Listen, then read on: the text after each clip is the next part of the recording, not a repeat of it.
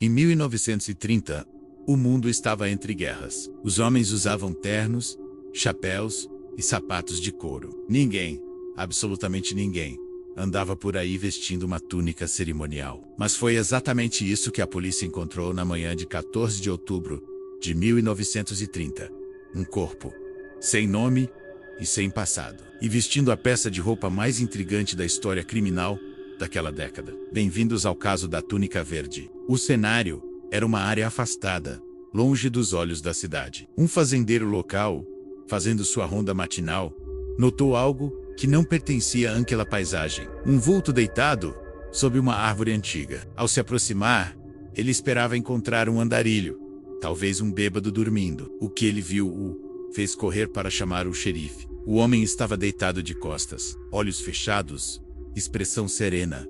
Não havia sangue, não havia armas, não havia sinais de luta, mas a roupa desafiava a lógica. Ele vestia uma túnica longa, de um verde profundo, quase musgo. O tecido foi descrito pela perícia da época como frio ao toque, semelhante à seda, mas mais resistente que o algodão. Não havia etiquetas, não havia costuras visíveis de máquina industrial. O corpo foi levado ao necrotério. E aqui o mistério se aprofunda. O médico legista estimou a idade entre 35 e 40 anos.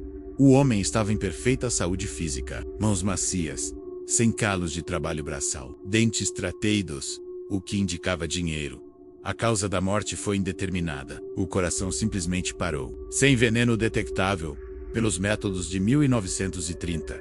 Sem asfixia. Como se a vida tivesse sido desligada de um interruptor. Agora, pensem comigo. Em 1930, se você tivesse dinheiro para tratar os dentes e pele bem cuidada, você tinha documentos, você tinha família. Alguém daria falta de você. A polícia divulgou a foto do rosto dele nos jornais por meses, perguntando se alguém conhecia aquele homem. Ninguém ligou. Nenhuma esposa, nenhum irmão, nenhum credor. Ele era um fantasma. Durante anos, o caso esfriou. O homem da túnica verde foi enterrado como indigente. Mas nos arquivos policiais, existe uma nota de rodapé que muitos ignoram. Dentro de uma dobra interna da túnica costurado no foro, foi encontrado um pequeno objeto metálico.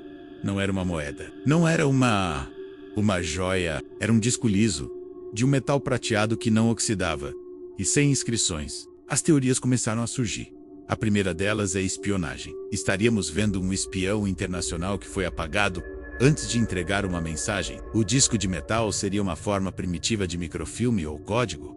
Mas por que a túnica verde? Espiões tentam se misturar, não se vestir como um monge medieval no meio do século XX. A segunda teoria envolve um ritual. Alguns historiadores locais sugeriram que a túnica verde era o traje de um cerimonial de alguma sociedade secreta esotérica, muito comuns na década de 30. Ele teria morrido durante uma iniciação?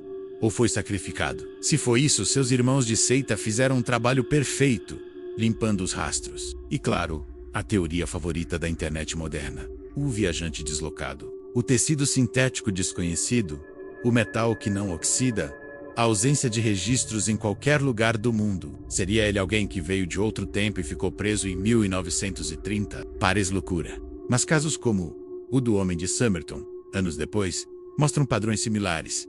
Roupas sem etiqueta, códigos indecifráveis. Hoje, o túmulo do homem da túnica verde ainda existe, em uma parte esquecida do cemitério municipal. Não há nome na pedra, apenas a data.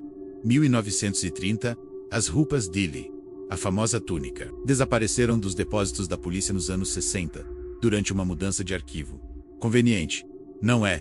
O que você acha? Crime perfeito, ritual macabro, ou algo que a ciência de 1930 não conseguia explicar? Se você pudesse exumar esse corpo hoje e fazer um teste de DNA, o que acha que encontraríamos? Deixa sua teoria aqui nos comentários. E não esquece, a realidade é sempre mais estranha que a ficção.